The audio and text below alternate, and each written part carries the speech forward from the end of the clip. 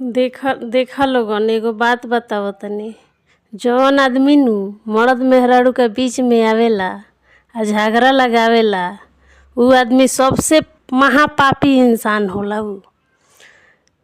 उ चाहे लइका के माई होखस, चाहे लइका के बाबू होखस, चाहे लइका के भाई बहिन होखे, केहू होखे।